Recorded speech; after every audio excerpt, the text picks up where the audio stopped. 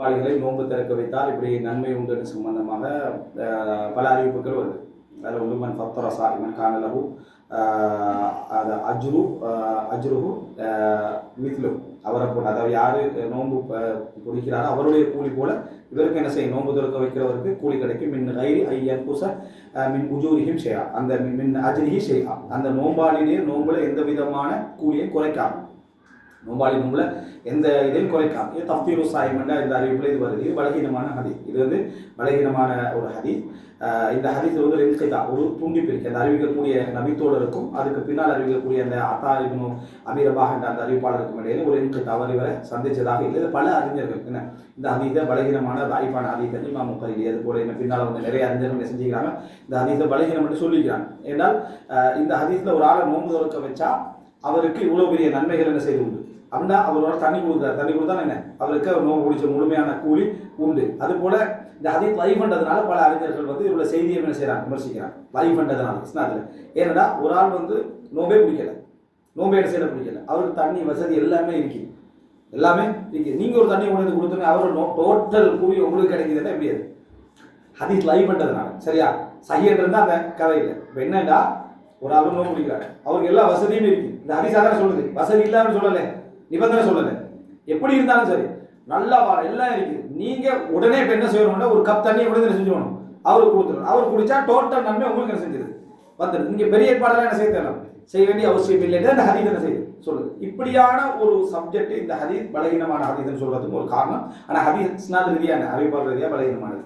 இன்னும் வரக்கூடிய மற்ற இதை இருக்கிறதுல பலமான செய்தி, அதாவது நோம்பாளி நோம்பு திறக்க வைத்தல் என்பதில் இருக்கிறது பலமான செய்தி இது மட்டும்தான் சரியா.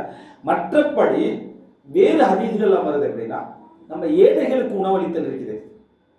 ஏழைகளுக்கு உணவளித்தல் இஸ்லாத்துடைய அடிப்படை. இந்த அடிப்படையில் இதை எடுத்துக்கிட்டீங்கன்னா நீங்க எப்படி எடுப்பீங்கன்னா, நோம்பாளி ஒருத்தர் ஏழை ஆயிட்டார், அவருக்கு வசதி இல்லை, அந்த ஏற்பாடு நீங்க செஞ்சு கொடுத்தீங்கன்னா உங்களுக்கு கூலி ஒன்று மட்டும் என்ன செய்யலாம், உங்களுக்கு சிறப்பான கூலி நிச்சயமா இருக்கும், சிறப்பான கூலி ஒன்று நிச்சயமா இருக்கும்.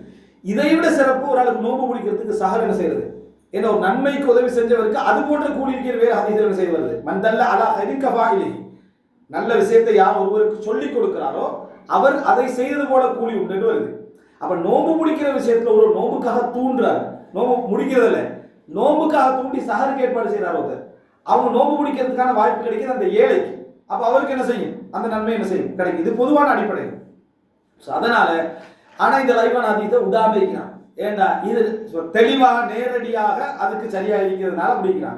சரி, இப்படி சொல்லி எடுத்து என்ன நடக்குது, ஏழைகளா பார்த்து தேடி கொடுக்குறாங்கன்னு நினைக்கிறீங்க.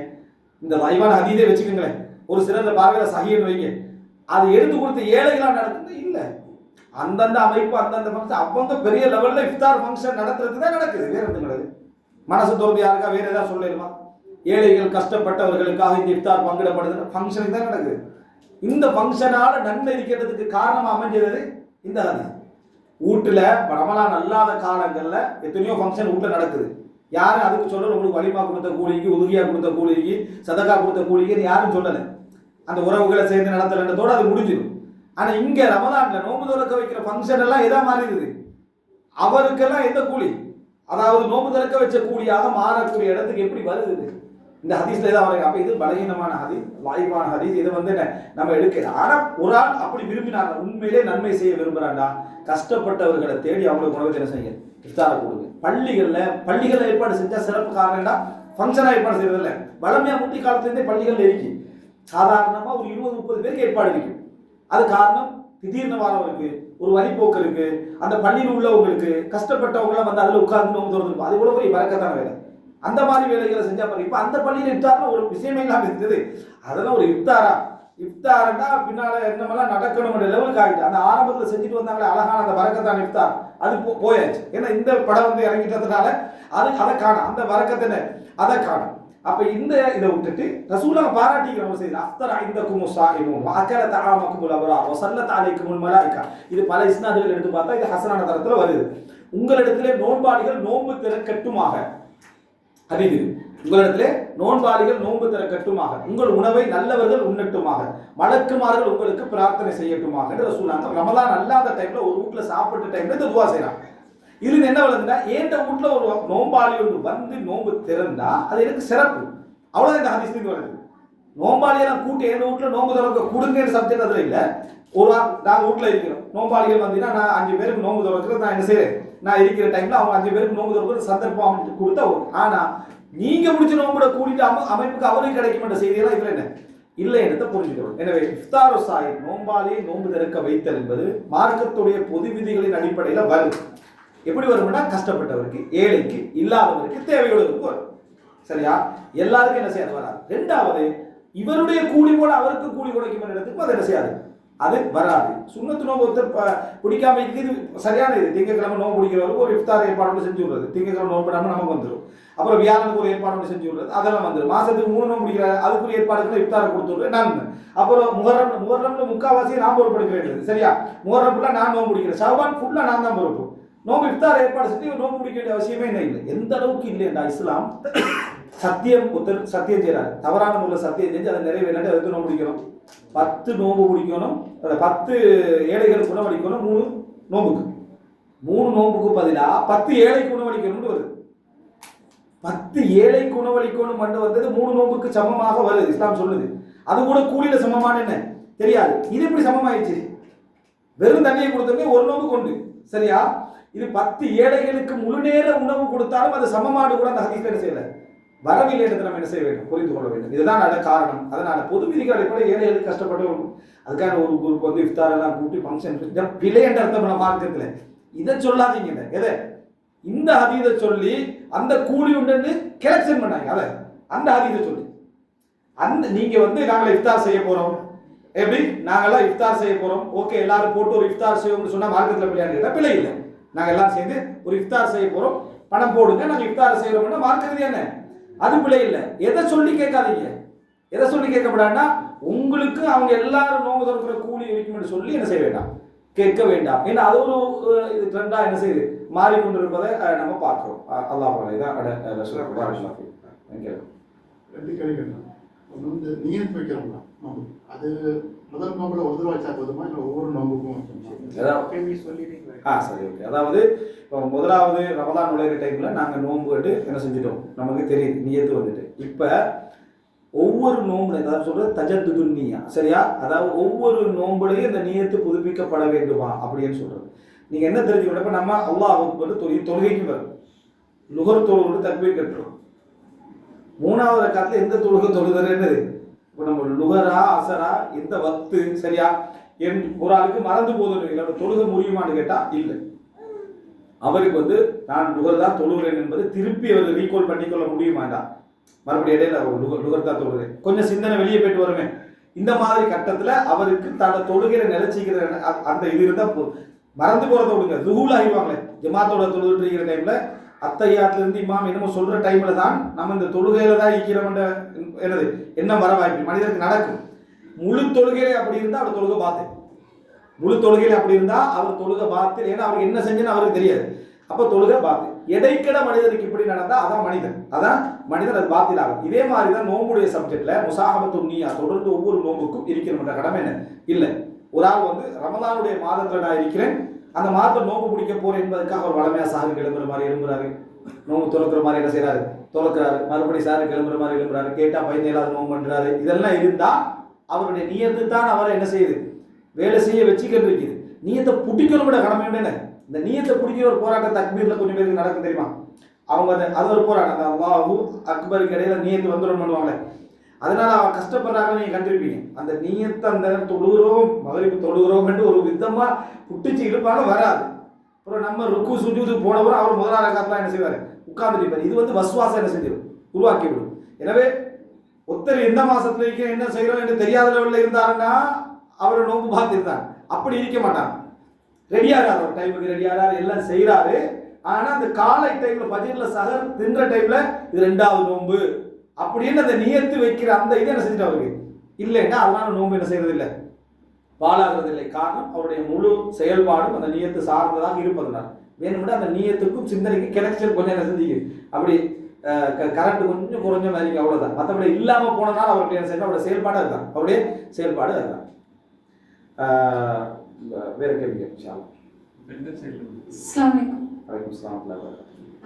ரமதான்ல முழு குரானையும் ஓதி முடிக்கிறதுல கான்சென்ட்ரேட் பண்றது சிறந்ததா, அப்படி இல்லாம அதை தஃப்சீரோட தர்ஜுமாவோட எவ்வளவு முடிக்க முடியுமோ அந்த அளவுக்கு அதை பண்ணிட்டு அது போக நம்ம இஸ்லாமிக் கிளாஸஸ் அட்டன் பண்றது, பிள்ளைங்களோட குரான் ரீடிங்கையும் நம்ம பார்த்துக்கிறது, அந்த மாதிரி இந்த மாதிரி பிரிச்சு அதுல இது பண்றது சிறந்ததா, இல்லை நம்ம குரானை முழுசா அரபிக்ல ஃபுல்லா முடிக்கிறது சிறந்ததா? அதாவது கேள்வி என்னன்னா, ரமதான்ல குரானை படிப்பது சிறந்ததா, குரானை ஓதுவது சிறந்ததா? நம்ம மொழியில சொல்றதா இல்லை, சரியா? ஓதுவது என்றது நம்ம வளமையா திலாவத்து செய்யறது, படிக்கிறன்றது நம்ம பிள்ளைகளை கவனம் செலுத்துறது, நம்ம படிக்கிறது, தஃசீர் படிக்கிற சிறந்தது, ஓதுவதை சிறந்தது. ரமதான்ல ஓதுவது தான் சிறந்தது. ரமதானுடைய படிப்பது என்பது இரண்டாவது கட்டம். படிச்சா அதோட சிறப்பு, அது நல்லது. இல்லாம நம்ம ஓதுறது தான் சிறந்தது, அந்த தர்ஜுமா படிக்கிறதை விட குரான் ரீடிங்ல கான்சென்ட்ரேட் பண்றதா சிறந்தது. அதான் குரானை வெறுமனே, அதாவது மொழிபெயர்ப்புகள் மற்ற விளக்கம் எல்லாம் இல்லாம குரானை ஓதுற பாருங்க, அதாவது நம்ம அரபுல ஓதுறமே, அதுதான் குர்ஆன் இந்த ரமதானுடைய மாதத்துல மிகவும் சிறந்தது. படிப்பது என்பது இரண்டாவது அம்சமாகத்தான் வரும். குர்ஆனை எல்லா காலத்திலையும் படிக்கணும். குர்ஆனை என்ன செய்யணும்? குர்ஆனை படிக்கணும், வாசிக்கணும், விளங்கணும், தஃசீர் செய்யணும். அது உண்மை. ரமதான்ல எது என்றால் குர்ஆனை முடிப்பதில் ஆர்வம் செலுத்துவது மிகவும் சிறந்தது. அதுக்கு காரணம் என்ன அப்படின்னு சொன்னால், நீங்க ரமதானுடைய விஷயத்துல, அதாவது நீங்க பார்க்கலாம், முழு குர்ஆனையும் ரமதானில் முடித்தல் என்றது எங்கேயுமே நேரடியா வரல. நல்ல புரியல, தொழுகையில முடிக்கணும் என்ற இந்த கடமையும் வரல. அதே போல ரமதான்ல வந்து ஒருத்தர் குர்ஆனை முடிச்சா இவ்வளவு நன்மை, இப்படி எதுவும் என்ன செய்யல, வரவில்லை. ஆனா ஒரு மாதத்துல ஒரு முறை குர்ஆன் முடிப்பதுக்கு ரசூலுல்லாஹ் வழிகாட்டுகிறான். எல்லா மாதங்களையும், ரமதான மட்டுமல்ல, எல்லா மாதங்களையும் ஒரு முறை முடிக்கிறதுக்கு வழிகாட்டுகிறான். அதைத்தான் அப்துல்லா பின் அம்ர் கேட்கிறாரு. அப்ப ரசூலுல்லாஹ் சொன்னாங்க, நீங்க மேக்சிமம் அளவு, ரசூலுல்லாஹ் சொல்றது என்ன, அந்த ஒரு மாதத்துல ஒரு முறை குர்ஆனை முடித்தல் என்பது. குர்ஆனுடைய மாதம் எது? ரமதான். அந்த ரமதானே நம்ம ஒரு மாதத்துல ஒரு முறை முடிக்கல என்றதுதான் நீங்க பிரச்சனை. பெரிய இது வந்து மேக்சிமம் லெவல்ல பேசல, மினிமம் லெவல்ல தான் ஒரு முறை குர்ஆனை முடிக்கிறது என்பது. அப்ப ரமலானுடைய மாதங்கள் வந்தால் அந்த ஒரு முறையாவது நம்ம குர்ஆனை முடிக்க வேண்டும். எல்லா மாதங்களையும் ரசூலுல்லாஹ் ஒரு முறை முடிக்கிறத ரசூலுல்லாஹ் அளவா சொல்லிக்கிறாங்க. அப்படி இருக்கிற டைம்ல ரமலான்லையும் நம்ம ஒரு முறை என்ன செய்யல, முடிக்கவில்லையே என்பது எங்களுக்கு எதை வழிகாட்டுது? ரமதான்ல ஓதுவது சிறந்த என்பதுதான் என்ன செய்யுது, வழிகாட்டுது. ரசூலுல்லாஹி ஸல்லல்லாஹு அலைஹி வஸல்லம் அவர்கள்ட்ட அல்லாஹ் தஆலா ஷஹ்ரு ரமலான் அல்லதி உன்சில ஃபீஹி குர்ஆன், இந்த ரமலான் மாதத்திலே தான் என்ன குர்ஆன் இறங்கியது என்கின்ற அந்த இடத்துக்காகவும் நம்ம இந்த ரமலான்ல என்ன செய்யறோம், குர்ஆனை ஓதுகிறோம். அடுத்தது ரமலான்ல வந்து நம்ம படிப்பதற்கு என்ன நன்மை அப்படின்னா அதுக்கு வரையறுத்து சொல்லப்படாது. அவரவர்களுடைய எண்ணங்கள், அந்த படிப்புல உள்ள அந்த ஆர்வத்தை வச்சு கூலி என்ன செய்ய வழங்கப்படும். ஆனா ஓதுதல்ல தான் என்ன, ஒரு எழுத்துக்கு 10 நன்மை. இந்த ரமலான் அல்லாஹ் தஆலா பன்மடங்கா தருவதற்கு போதுமானது. எனவே ஓதல் தான் ரமதானுடைய விஷயத்துல, இபாதத்துடைய விஷயத்துல எப்பயுமே சிறந்தது. அதனாலதான் மிகச்சிறந்த வணக்கமான தொழுகையில குர்ஆன் படிக்க சொல்லப்படுதா, ஓத சொல்லப்படுதா? குர்ஆன் வந்து ஓதல் தாங்க. என்ன இரவு நேரத்துல நின்று வணங்குதல் எது சொல்லப்படுது? குர்ஆன் படித்தலா ஓதலாம்? குர்ஆனை ஓதல், தமிழ்ல ரெண்டு ஓதல் படித்தல் ரெண்டு ஒன்றுதான், சரியா? ஆனால் நான் சொல்ல வரேன், அந்த சமுதாய வழக்குல சொல்றேன், குர்ஆனை இரவு முழுதும் ஒருத்தர் நின்று என்ன செய்யறாரு, தொழுகையில ஓதுறாரு. அவருக்கு இப்ப ஒருத்தர் இமாம் குர்ஆன் ஓதுறாரு, பக்கத்து ஒருத்தர் டிரான்ஸ்லேஷன் வாசிக்கிறாருன்னா அது சிறந்ததா வருமா? அது வராது. ஓதுதல் தான் முழுமையாக, இரவு முழுமையாக நின்று வணங்கினார்கள். அதுல என்ன நடந்தீங்க? சஹாபாக்கள் என்ன செஞ்சுக்கிறாங்க? குர்ஆனை ஓதுகிறார். ஃபக்ரவு மா தயஸ்ஸர மினல் குர்ஆன், குர்ஆன்ல முடிந்ததை ஓதுங்கள் தான் வரும். அதோட நம்ம என்ன செய்யலாம்னா, குர்ஆனை ஓதுதல் மட்டும் எங்களை முழு ஆர்வத்தோடு வச்சுட்டிக்காது ரமதான். அதனால குர்ஆனோடு தொடர்போடு இருக்கணும் என்பதற்காக படிப்புக்கான ஒரு சில வசனம் என்ன செய்யலாம், அங்க போட்டுக்கலாம். பிள்ளைகளுக்கு குர்ஆனை படிச்சு கொடுக்குற விளங்குறது, ஒரு ஜுஸ்ல நம்ம ஒரு நாளைக்கு ஓதினோம்னா ஒரு சூரத்தையாவது பிள்ளைகளோடு என்ன செய்யறது, படிக்கிறது, விளக்கப்படுத்துறது. இது கட்டாயம் எங்களை சோர்வு இல்லாம வச்சுக்கிறது. ஏன்னா ஒரே விதத்துல இருந்தா என்ன செய்யாது, சோர்வு எங்களுக்கு வந்துடும். குர்ஆனை படிப்பது சிறப்பு, படிப்பதுதான் சிறப்பு குர்ஆனு. ஆனா வணக்கம் என்று வார சந்தர்ப்பத்துல வலதிக்ருல்லாஹி அக்பர், அல்லாஹ்வை திக்ர் செய்வது என்பது இங்க குர்ஆனை தான் என்ன செய்யுது, சொல்லப்படுது, சரியா? அப்ப எனவே அந்த இடத்துல நம்ம குர்ஆனை ஓதுதல் தான் மிக சிறப்பான ஒரு காரியமாக ரமதான் என்ன செய்ய வேண்டும். மேக்சிமமாக நம்ம குர்ஆனை ஓத வைக்க பார்க்க வேண்டும். படிப்பு என்று புகுந்துட்டீங்கன்னா அதுல வெறும் குர்ஆனை மட்டும் நம்ம படிக்க மாட்டோம். குர்ஆன் சாராத அறிஞர்களோட கருத்துக்கள், பலியான கருத்துக்கள், தவறான கருத்துக்கள், பலவீனமான செய்தி எல்லாமே என்ன செஞ்சிடும், சேர்ந்துதான் படிப்போம். ஓதுலன்னு வந்துட்டு அல்லாஹ்வுடைய சப்ஜெக்ட் மட்டும்தான் அதுல இருக்கும். எனவே அதுதான் சிறப்பு. அதோட இதே நம்ம என்ன செய்யணும், சேர்ந்துக்கிட்டு ஃபாலோ பண்ணணும். ஹை, வேற எதாவது கேள்வி இருக்கிறதா? எல்லா உள்ள கேள்வியை வாசிக்கிறேன். ஜக்காத்துடைய கேள்வி கடைசி வாரம், ரமலானுடைய சப்ஜெக்ட் இருந்தால் சொல்லுங்க. கேள்வி நோம்பு திறக்கிறது தகவல் சரியான ஹதீஸ் அது. அதாவது இப்படிதான் நோன்பு துறக்கிற நேரத்தில் சில திக்குகள் வந்து அல்லாஹ் மலக்க சுத்து ஓபிக்கா அமன்றது அதுவும் பல அறிஞர்கள் பலகீனம் வாய்ப்பான செய்தி அப்படின்றாங்க. அதே போல அகமதாம ஒருத்தண்டத்தில் ஓக்கு வசபத்தில் அஜுவை ஷாலான்னு வரக்கூடிய செய்தி பலகீனமான செய்திகள் அப்படின்னு சொல்கிறாங்க. இது துண்டிக்கப்பட்ட செய்தி. அது மர்வானி குண சாலிமன் முகஃபா என்ற ஒரு அறிவிப்பாளர் வரார். அதனால அது பலகீனமான செய்தி அப்படின்றாங்க. இப்படி அது தரத்தில் கருத்து முரண்பாடுகளும் உண்டு.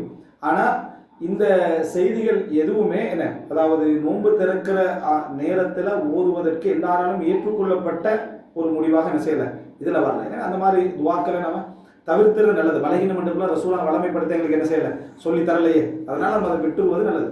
பொதுவாகவே ஒரு முஸ்லீம் எல்லா டைம்லையும் திக்ர் செய்வது நல்லது. இந்த ஒரு விஷயத்தை சொல்லிக்கிறேன். இஃப்தாருடைய நேரத்தில் அதாவது இன்னலி சாஹிபி தஅவத்தன் எந்த ஃபித்ரிஹி லா துரத், நோன்பு திறக்கிற நேரத்தில் கேட்கப்படும் துவா என்னது மறுக்கப்பட மாட்டாது என்று வரது மிக மிக பலகீனமான வாய்வான செய்தி அது. சரியா? இது நாங்கள் மட்டும் சொன்னதில்லை, பல ஹதீஸ்களை அறிஞர்கள் நோன்புடைய திறக்கிற நேரத்தில் கேட்கப்படுற துவா என்ன மறுக்கப்பட மாட்டாது. நோன்புடைய தாற்பயத்தை, இபாதத்துடைய தாற்பயத்தை எல்லாரும் விளங்கல. அந்த இடத்துல பசியில் இருக்கக்கூடிய ஒரு மனிதன் நோன்பு திறக்கிற டைமில் அல்லாஹ் தஆலா என்ன அது, அதாவது ஒரு சாஹிபுக்கு நோம்பாளிக்கு ஃபர்ஹத் சந்தோஷம் உள்ள நேரம்னு ஹதீஸ்ல என்ன செய்கிறது சொல்லப்படுது. எதனால சந்தோஷம் உள்ள நேரம்? அவன் நோன்பு திறக்கிறான். நோன்பு திறக்கிறதுல தான் அல்லாஹ்வுடைய உபூதியத்தை ரசூலா என்ன சொன்னாங்க, தொடர வேணாண்டா, ரசூலாக தொடர வேண்டாம்னா மாதிரி போல என்ன நோன்பை முடிச்சுக்கிற சொன்னாங்க. இந்த சமுதாயம் ஹைர்ல இருக்கும் நோன்பு திறக்கிறதுக்கு அவசரப்படுவதில்லை. நோன்பு திறக்கிறதுக்கு அவசரப்படுறதுல ஹைர்ல இருக்கும் அர்த்தம் என்ன? அவருடைய முதல் நேரத்தில் என்ன செஞ்சிருங்க, நோன்பு திறந்து அவசரப்படுத்துறாங்க. முந்தி நோன்பு திறக்கிறது இல்லையே, அவருடைய முதல் நேரத்தில் என்ன செஞ்சிருது நோன்பு திறக்கிறது. இது என்ன ஹைர் இருக்குது அப்படின்னு கேட்டா அல்லாஹ்விடத்துல நம்ம சொல்றோம், யா அல்லாஹ் நீ சொன்னதுனால பசியில் இருந்தோம், நீ சொன்னதுனால நம்ம குடிக்காம இருந்தோம், மற்றபடி இந்த நேரம் முடிஞ்சதோட நீ தரக்கூடிய அத்தனையிலும் ரப்பில் மா அன்ஸல்த இலைய மின் ஹைரின் ஃபகீர், நீ எதை இறக்கினால் அதுல நாங்கள் தேவையுடையவர்களாக தான் என்ன செய்யறோம் விரிக்கிறோம். நம்ம வேகமாக நோன்பு திறக்க நமக்கு அல்லாஹ்வுக்கு அடிமைன்றதுக்கான ஆதாரம். வேகமாக நோன்பு திறக்கிறது என்ன, அல்லாஹ்வுக்கு நாம் அடிமை என்பதற்கான ஆதாரம். அல்லாஹ்வுடைய எல்லா விஷயத்திலும் நம்ம தேவையுடையவர்களுக்கான ஆதாரம். அதான் சொல்லி நம்ம நிக்கிறோம்னா ஒரு நோம்பு என்ன 2-3 நோம்பு கூட நம்ம கண்டினியூ ஆகிக்கிறதுக்கு ஆற்றலுடையவன்றது என்ன, அதை ரசூலா தடுத்தாங்க. அதனால ரசூலா தடுத்தாங்க. எனவே நோன்பு திறக்கிற நேரத்தில் ஒரு மனிதர் அதுல கவனம் செலுத்தி பிஸ்மில்லா சொல்லி, ஒரு உணவு சாப்பிட்ற டைம்ல என்ன சொல்லணும், பிஸ்மில்லா சொல்லி நோன்பு திறந்து அதுக்கு சாப்பாடு முடிஞ்சோன்னு ஓதுற துவா பாடமா அது பாடம் இல்லை. அது சாப்பாடு முடிஞ்சோடனே என்ன துவா ஓதணுமோ அது வல்லமையா செய்ய வேண்டியது. அது அன்றைக்கு என்ன செய்யல, அந்த துவா பாடம் இல்லை. இந்த துவா என்ன செய்யறாங்க மனிதர் கேள்விகளை நின்றுருக்கு. எனவே நோன்பு திறக்கிற டைம்ல சாப்பாடு சாப்பிட்டா நீங்க என்ன துவா ஓதுவீங்களோ அதே துவாவை நீங்க ஓதணும். நோன்பு திறக்கிற டைம்ல பலர் நோன்பை திறந்துட்டு இருப்பாங்க. நோன்பு திறக்கிறவருக்கே நான் குத்தம் செய்யணும்னு ஃபீலிங்கை இவர் கொடுத்துட்டு இருப்பார். யாரு? திக்ரில் இருக்கிறவர். திக்ரில் இருக்கிறவரே இப்போ சிலர் சுப்ஹானல்லாஹ் அல்ஹம்துலில்லாஹ் நன்றிப்பா, நல்ல விஷயம் தான். நோன்பு திறக்கிறவருக்கு நோன்பு திறக்கிறதுக்கு வெக்கம் வந்துடும். ஏன் எல்லாரும் திக்ர் நீ மட்டும் திண்டுட்டிக்கிறாயா அப்படின்ற ஒரு ஃபீலிங் என்ன செய்யும் வருமா இல்லையா? அவன்கிட்ட சந்தோஷம் அங்கே என்ன செஞ்சிடும் க்ளோஸ் ஆயிடுச்சு. நம்ம வீட்டுக்கு போயே என்ன செய்வோம் சாப்பிடுவோம். இந்த இடத்துல பார்த்தா 3/4 பேர் கொஞ்சம் 60 பேர் உண்மையாக திக்ர், 60 பேர் இந்த குரூப் திக்ர் செய்யறதுனால நம்மளும் வேற வழி இல்லைன்னு அதுல என்ன செய்யறாங்க திக்ர் செஞ்சுட்டு. உண்மையிலே நோன்பு திறக்கிற நேரம் அது. அது என்ன நேரம்? நோன்பு திறக்கிற நேரம் என்றா சாப்பிட்டு சந்தோஷம் அடைவது என்ன, அல்லாஹ்விடத்துல நம்ம அடிமைன்றது காட்டக்கூடிய ஒரு நேரம் அது. எனவே அந்த நேரத்தில் திக்ர் செஞ்சதாக சஹாபா, ஒரு சஹாபியிட செயலை நீங்க காட்டணுமா? சரி, நம்மளோட விளக்கம் பிழைன்னு நம்ம நினைச்சு பாருங்க. ஒரு சஹாபியிட, ஒரு இமாமுடைய, அது போல ஏதாவது ஒரு உதாரணம் காட்டுற பிராக்டிக்கல் அவங்க வாழ்ந்தாங்க தானே, யாரையா ஒரு செய்தியை காட்டணுமாட்டா இல்லை. அதனால அது என்ன, அந்த செய்திகள் நோன்பு திறக்கிற நேரம் அல்ல, சஹருடைய நேரம். சஹருக்கு நம்ம வந்து சஹர் சாப்பாடு நேரத்தில் சஹருக்குன்ற வேற துவாய்க்கான சஹருக்கு யாரும் துவா என்ன செய்யறதில்லை. ஸோ நீயத்தோடு சொல்லிக்கிறாங்க நோம்புக்கு, சஹருக்குன்ற ஒரு துவா சொல்றது இல்லை. அதை யாரும் கவலைப்பட்டது இல்லை. நிறைய பேருக்கு என்னன்னா சில துவா இல்லைன்றது ஒரு கவலை. அந்த இடத்துல 2ஆம் மாடிக்கு இருந்த பொழுது என்ன துவா ஏதாவது இருக்குதா, ஃப்ளைட்ல இருக்கின்ற அதெல்லாம் கூட புறமாறும். அதுல ஏதாவது துவா இறங்கும் பொழுது ஒரு துவா, ஏறும் பொழுது ஒரு துவா ஏதாவது இருக்குதா, ஒன்றும் இல்லை. கப்பலில் இருக்கும்போது ஒரு துவா, அதுல எல்லாத்துக்கும் சுபஹானல்லாஹி சக்கரலான ஆகாத மாதிரி தான் அதுக்கும் இதே மாதிரி தான் நோம்புக்கும் பிஸ்மில்லா சொல்லி அல்ஹம்துலில்லாஹ் சொல்லி முடிக்கிறதா என்னது உள்ள செய்தி. மற்றவைகள் பலகீனமான தாயிஃபான செய்திகள். இது பல அறிஞர்களுடைய நிலைப்பாட்டில் என்ன செய்தி இது இருக்குது. ஹைரன் இதுல உள்ள கேள்வி ஆன்லைன்ல வந்த கேள்வி சொல்லுங்க. ஆன்லைன் ஜகாத் சப்தி தான். அதாவது இந்த கேள்வி வளமையாக வாரதுதான். ஆபரண தங்கத்திற்கு ஜக்காத்தின் நிலை, அதாவது அணிகின்ற தங்கத்துக்கு ஜக்காத் இருக்காது அப்படின்னு கேட்கறது. அதில் வந்து சஹாபாக்களுடைய நிலையிலேயே கருத்து முறைப்பாடுகள் உண்டு. தேவையில்லைன்னு சொல்லக்கூடிய அறிஞர்கள் இருக்கிறாங்க.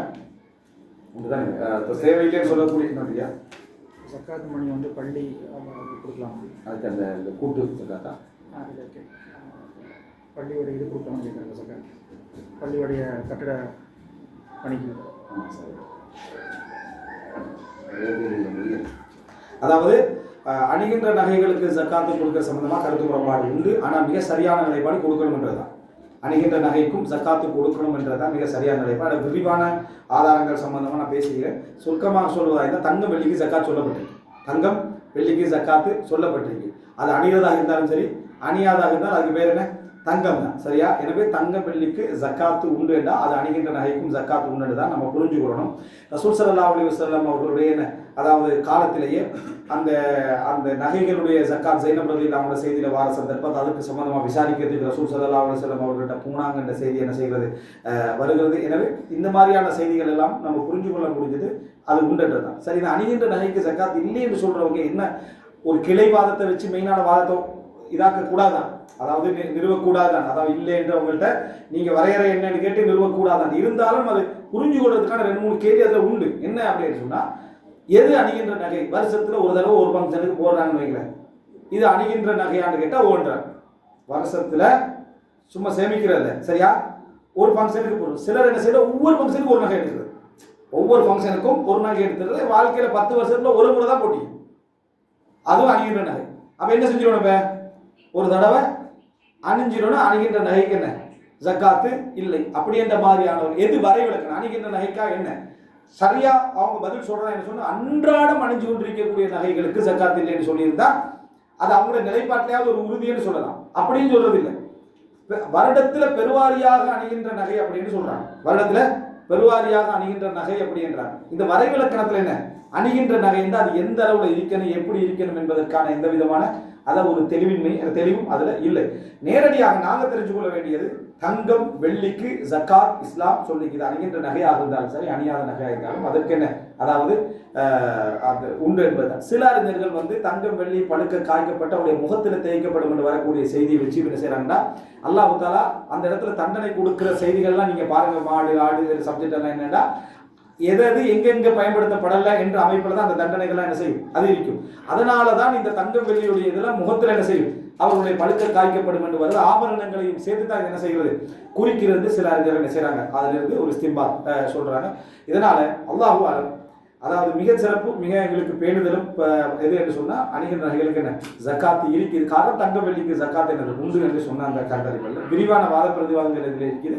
அது நம்ம என்ன செய்யணும், அந்த நான் சொன்ன அந்த லிங்க்ல சில போய் பார்த்து கொள்ளலாம். அடுத்ததாக இந்த பள்ளி கட்டுவதற்காக ஜக்காத்து கொடுக்கிறது. குர்ஆன்ல மிச்ச தெளிவாக அல்லாஹ் தஆலா சொன்னதுதான் 8 கூட்டத்தினருக்கு என்ன ஜக்காத் என்றது. 8 கூட்டத்தினருக்கு ஜக்காத் என்றது நாங்க எதிலிருந்து சிந்திக்கணும்? குர்ஆன் வசனம் நேரடியாக சொல்லுது இந்த 8 கூட்டத்துக்கு தான் என்ன ஜக்காத். அப்ப அதுல அல்லாஹ் தஆலா வஃபீ சபீலில் அல்லாஹ்வுடைய பாதையிலே ஜக்காத் என்று சொல்றது அவனுக்காக செய்யக்கூடிய எல்லா காரியங்களுக்கும் ஜக்காத் என்பதல்ல. அப்படி எடுத்துக்கணும்னா அந்த 8 கூட்டத்தை சொல்லவே தேவையில்லை. அல்லாஹ் மற்ற 7 கூட்டத்தையும் சொல்ல வேண்டிய அவசியம் இல்லை. எல்லாமே வஃபீ சபீலில் தான். ஏழை கொடுத்தாலும் வஃபீ சபீலில் தான். நீங்க அனாதை கொடுத்தாலும் வஃபீ சபீலில் தான். அடிமைகளை விடுதலை செஞ்சாலும் கடனை அடைக்கிறது எடுத்து நீங்க கடனை அடைச்சாலும் எல்லாமே என்ன அல்லாஹ்வுடைய பாதையில தான். அப்போ அல்லாஹ்வுடைய பாதையில இங்க போராடுங்கள், முயற்சி எடுங்கள், செலவழிங்கள் வரக்கூடிய குர்ஆன் வசனம் எல்லாம் மற்ற இடத்துல என்ன விளக்கம் கொடுக்குறோம்? வாம்ஃபிகு ஃபீ சபீலில்லாஹ், அல்லாஹ்வுடைய பாதையில் செலவழிங்க எப்படி விளக்கம் கொடுக்குறோம்? ஏழைக்கு கொடுத்தாலும் அதான், அதே போல கஷ்டப்பட்டவங்களுக்கு கொடுத்தாலும் அதான், கடன் பண்றவங்களுக்கு கொடுத்தாலும் அதான், கேட்கிறவங்களுக்கு கொடுத்தாலும் அதான், சொல்றமே இல்லையா? எனவே ஃபீ சபீலில்லாஹ் நல்லா இங்க சொல்றது ஜிஹாது தான். விளங்கிட்டா? அல்லாஹ்வுடைய பாதையில் இங்க சொல்றது ஜிஹாத். சில அறிஞர்கள் கருத்து மாறுபட்டிருக்கிறாங்க. ஹஜ் செய்யறவங்க பெண்களுக்கு என்ன செய்யலாமா, இதுல கொடுக்கலாமா? ஏன்னா ரசூலுல்லாஹ் கிட்ட கேட்கப்படுற டைம்ல உங்களுக்கு ஜிஹாத் என்ன ஹஜ் என்று சொன்னாங்க. உங்களுடைய ஜிஹாத் ஃபீ சபீலில்லாஹ் உங்களுக்கு என்ன ஹஜ் தான் பெண்களுக்கு சொன்னது. அதான் பெண்களுடைய ஹஜ்ஜை கொடுக்கலாமா? கல்வி மன்சலக தரீகன் யல்தமிசு ஃபீஹி இல்மன் ஸஹலல்லாஹு பிஹி தரீகன் இலா ஜன்னah, அல்லாஹ்வுடைய பாதையில கல்வி தேடி போகிறவர்களுக்கு கொடுக்கலாமா? இந்த 3 பேர்ல மட்டும் தான் என்ன செஞ்சிருக்கு ஃபிக்ஹ்ல கருத்து முரண்பாடு வந்திருக்கு. இது ஃபீ சபீலுக்குள்ள அடங்குமா இல்லையா? யாரு ஜிஹாத் அல்லாம கருத்து முரண்பாடு எதுன்னு சொன்னா பெண்களுடைய அதாவது ஹஜ்ஜி, மூணாவது என்ன அதாவது அல்லாஹ்வுடைய பாதையில கல்வியை தேடி செல்லுதல். மார்க்க கல்வியை தேடி சொல்றாங்க. இந்த 3க்கு தான் கருத்து முரண்பாடு வந்திருக்கு. இது ஃபீ சபீலில் வருமா இல்லையா?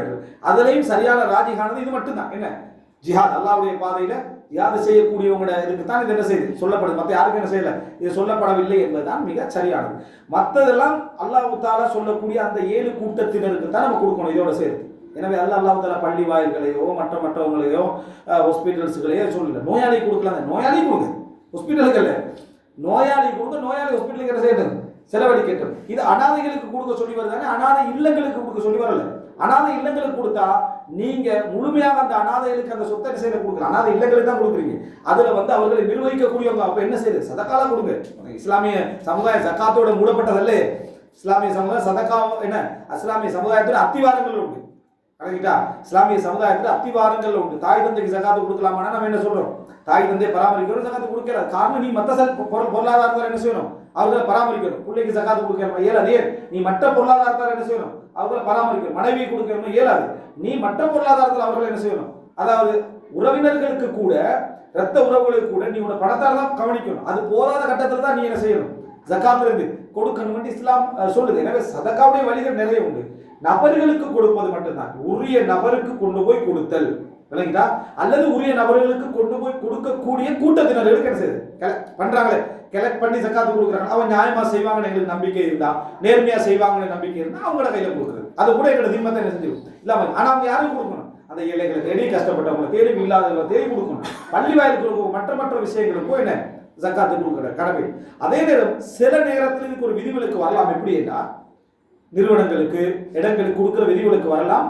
அந்த மக்களுக்கு போய் ரீச் ஆகிறதுக்கு இவங்களை தவிர வேற வழி இல்லாம இருந்தாங்க. இப்போ உதாரணமா அகதி முகாம்ல போய் நின்றுறாங்க, அவங்களுக்கு வெள்ளப்பெருக்கு இந்த மாதிரி வாங்க அகதி முகாம் சதக்காக்கள் போற அளவுக்கான பொருளாதார சதக்காவும் போகணும்.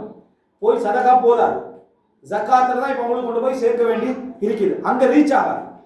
அவங்க கையிலே கொடுத்தாலும் அவங்க வாங்குறதுக்கோ அவங்களுக்கு கொடுக்கறதுக்கோ அவங்களுக்கு இருக்கிறதுக்கோ எந்த சக்தியும் அவங்களுக்கு என்ன இல்லை, அவங்க மூடப்பட்டிக்கிறாங்க. இப்போ யார் கொண்டு போய் கொடுக்கணும், இப்போ நாங்கள் தான் பொருளாதார பொருளை வாங்கி கொண்டு போய் கொடுக்க வேண்டி வரும். அந்த நேரத்தில் நம்ம என்ன செய்யலாம், அந்த மாதிரி ஜக்காத்து நம்ம ஜக்காத்தால தான் முடியும் வேண்டாம், ஜக்காத்தால வாங்கி போய் கொடுக்குறோம். பொதுமைப்படுத்தி பள்ளி வாயில்களுக்கு மற்ற விஷயங்களுக்கு என்பது பிழை. சிலர் என்ன செய்யறாங்கன்னா, இந்த அனாதை இல்லங்களுக்கான இந்த ஜக்காத்துகளை நீங்க தாங்கிட்டு இந்த ஜக்காத் அனாதை இல்லங்களுக்காக மாத்திரம் தான் என்ன செய்யப்படும், செலவழிக்கப்படும் அப்படின்றது. அனாதை இல்லங்களுக்கு செலவழிக்க சொல்லி என்ன செய்யல, அதுல வரல, அனாதைகளுக்கு செலவழிங்கிறதா வந்திருக்கு. அப்படின்னா சட்டப்படி என்ன செய்யணும், ஜக்காத்துன்றது முதலாவது ரசூலுல்லாஹ் அவுசாஹுன் நாஸ், மக்களுடைய அசுத்தம் என்றால். அப்படின்னா என்ன, நான் பயன்படுத்தின அசுத்தம், ஜக்காத்து கொடுக்கிறவர் பயன்படுத்தினால் அது என்ன அசுத்தம், மக்களுக்கு தான் சுத்தம். அது நீங்க அந்த அசுத்தத்தை வெளிப்படுத்துற மாதிரி நம்ம கொண்டு போய் யாரு தகுதியானவராக காட்டுறோமோ அவரோட கையில கொடுத்துருவோம், அவரை கையில கொடுத்து. உங்களுக்கு என்ன கவலைடா, அணியா மாத்துவானே, இதை செஞ்சிருவானே, உனக்கு என்னத்துக்கு அந்த பற்று, அதுக்குள்ள அவ்வளவு வழி,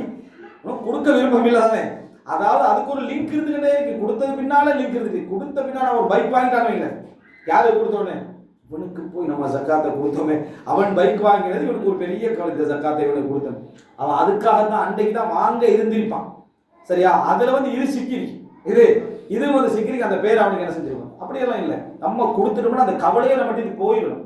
அது என்ன பணம் அல்ல, தகுதியானவருக்கு கொடுங்க, அவருக்கு என்ன தகுதி என்று அவருக்கு தான் தெரியும்.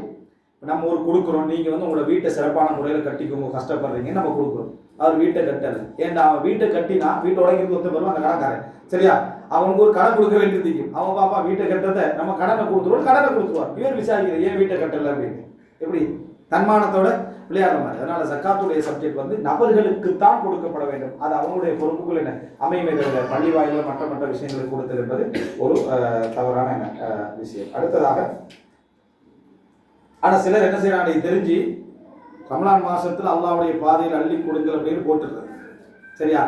ஜக்காத்தால வாரது வார மாதிரி வரட்டும் கேட்கறது, அது வந்து ஜக்காத்தை கேட்ட பிரச்சனை திரும்ப கேட்கலாம். அவர் தந்ததுக்கு நான் பொறுப்பு இல்லைன்னு என்ன செய்யறது சொல்லிடுது, அவர் தந்ததுக்கு நான் பொறுப்பு இல்லைன்னு சொல்லிடு. ஆனால் கொடுக்கக்கூட கேட்குறது, நீங்கள் ஜக்காத்து ஜாதியாக கேட்குறது, ஜக்காத்தை கொடுக்குற டைம்ல எடுக்கிற டைம்ல அப்படி கேட்பில்லை, நினைக்கிட்டா அப்படி நம்ம நடந்து கொள்ள கூடாது. அடுத்ததாக, அதாவது பேங்கில் நகை வட்டிக்கு அடமானத்துள்ளது, அதற்கு ஜக்காத்து கடமையா அப்படின்னு கேட்குறாங்க. நம்மளோட சொத்து தானே அது, சரியா. சிலர் வச்சுட்டாங்க பேங்க்லன்னா அந்த நகை கட்டாயம் என்ன செய்யணும், ஜக்காத்து கொடுத்து தான் ஆகணும். இதில் ஒரு விஷயம் மட்டும் நம்ம சொல்லலாம்னா, இவர்களால் திருப்பி அதை என்ன செய்ய முடியாது, எடுக்கவே முடியாத இந்த கட்டத்தில் அவங்க இருந்தால் அவங்க என்ன கொடுக்க வேண்டிய அவசியம் இல்லை. கடனுக்கும் தான், யாருக்கா நம்ம கடன் கொடுத்துக்கிறோம்னா நம்ம கடன் வந்து 3 வகையாக பிரிஞ்சிருக்கு. பெரும்பாலும் இந்த 2 வகையில தான் இருக்கு. என்ன ஆரம்ப 2 வகை, ஐயக்கடன், அறவிட முடியாத கடன். இதில் தான் 90 விதமான கடன் என்ன செய்ய இருக்கும். ஐயக்கடன் என்ன, வருமா வராதா, பெரும்பாலும் அந்த கடன் அப்படி தான் இருக்கும், வருமா வராதான்னு தான் இருக்கும், சரியா. ஆனாலும் நமக்கு விளக்குமே, அறவிட முடியாத கடன்னா என்ன வராது அப்படின்ற லிஸ்ட் உள்ள கடன். இந்த 2க்கு நம்ம ஜக்காத்து கொடுக்க வேண்டிய அவசியம் இல்லை. நம்மளோட பணம் இன்னொருத்த சேவிங் கழிக்கிற மாதிரி தானே கடன்ன்றது. இந்த ரெண்டுக்கும் ஜக்காத் நம்ம கொடுக்க வேண்டிய அவசியம் இல்லை. ஆனால் ஒரு 3 வருஷத்துக்கு கூட அந்த பணம் என்ன செய்ய திருப்பி உண்மையிலே நம்ம சந்தேகப்பட்ட பணம் கிடைச்சிட்டு 3 வருஷத்துக்கு கட்டாயம் செய்யணும் அந்த ஜக்காத்தை கொடுத்து விட வேண்டும். ஏன்னா கிடைச்சிட்டு அந்த 3 வருடத்துக்கு சேர்த்து கொடுக்கணும். ஆனால் கன்ஃபார்மாக வர ஒரு கடமை இது நமக்கு நல்லா தெரியும். கன்ஃபார்ம் வரணும்னா சொன்ன டேட்டில் சொன்ன டைமில் அந்த ஜக்காத்தில் அந்த கடமை வந்துடும். 1-2 நாள் பிந்தினாலும் அது வந்துடும், நிச்சயமாக வரும் என்றது. அப்போ அதுக்கு நம்ம என்ன செய்யணும், ஜக்காத்து நம்ம கொடுக்கணும். அந்த மாதிரி ஒன்று தான் அடைமானம் பண்ணுது. அவன் தரத்துக்கு ரெடியாக தான் நினைக்கிற பேங்கார், நீ பணத்தை கொடுத்தா அவன் தரத்துக்கு ரெடியாக தான் இருக்கிறான். அந்த மாதிரி அடைமானம் வைக்கப்பட்ட அதுக்கு ஜக்காத்து கட்டாயம் கொடுக்கணும். வட்டி தான் அது வட்டி தான், அதில் சந்தேகம் கிடையாது. ஆனால் அது என்ன செய்யணும், அவர் ஜக்காத்து கொடுத்து தான் ஆக வேண்டும். ஆனால் சிலர் வந்து அறுதியாகிற கட்டத்தில் இருப்பாங்க, அவ்வளோதான், நமக்கு அதை எடுக்கலாது, அவர்கள் ஜக்காத்து கொடுக்க வேண்டிய அவசியம் ஒன்று இல்லை.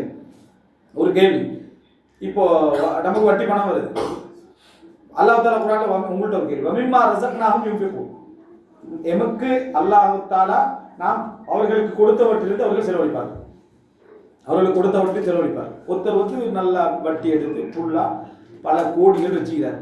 இப்போ தௌபா செய்யறதுக்கு இருக்கிறார். வமிம்மா ரஸக்னாஹும்ல இந்த கோடி வருமா, எது வட்டி வருமா வராதா? இப்போ இந்த கேள்வி உங்கள்கிட்ட ஏதாவது பதில் ஒரு வழக்கு, நீங்கள் வரைக்கும் கேட்ட மார்க்க விளக்கத்தில் ஒரு விளக்கம் ஒன்று இருக்குங்க, வருமா வராது? அவர் வட்டியில் சம்பாதிச்சது, அநியாயம் சம்பாதிச்சது, அப்படி சம்பாதிச்ச பணம் கொஞ்சம் அவர்கிட்ட இருக்குது, இது வருமா வராது? வமிம்மா ரஸக்னா, நாம் அவர்களுக்கு கொடுத்ததுலேருந்து அவர்கள் செலவழிப்பார்கள். கொடுத்ததுக்குள்ள வருமா வராதா? வரும். சரி, ரெண்டு கருத்து தானே வரப்போகுது. சரியா, வருமென்ற ஒரு கருத்து, இந்த சிலர் வராதுன்ற ஒரு கருத்து.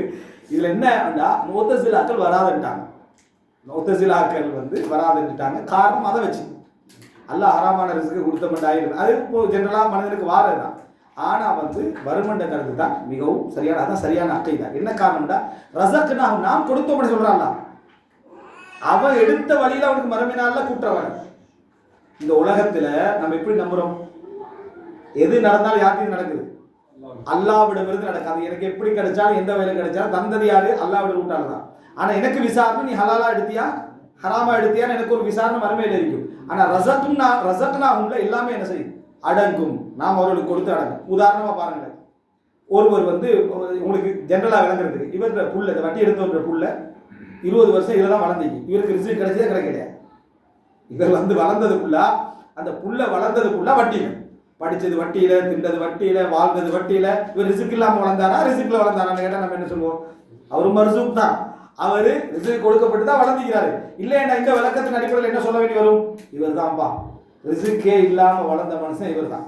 என்ன காரணம், எல்லாம் ஹராம். அதனால இவர் ரிஸ்க் செக்ஷனுக்குள்ள இவர் வர மாட்டாரு. ரிஸ்க் இல்லாமல் எப்படி வளர்றாரு, ஹராம் தானே, அதனால மர்சூக் இல்லை. விளங்கிட்டா என்ன அர்த்தம் வந்துடும். அப்படி இல்லை, வமிம்மா ரஸக்னாஹும் யுன்ஃபிகூன் அப்படின்றதுல அவர்கள் நாம் கொடுத்தது அவர்கள் செலவழிப்பார்கள். ஹலாலும் அடங்கும் ஹராமும் அடங்கும்.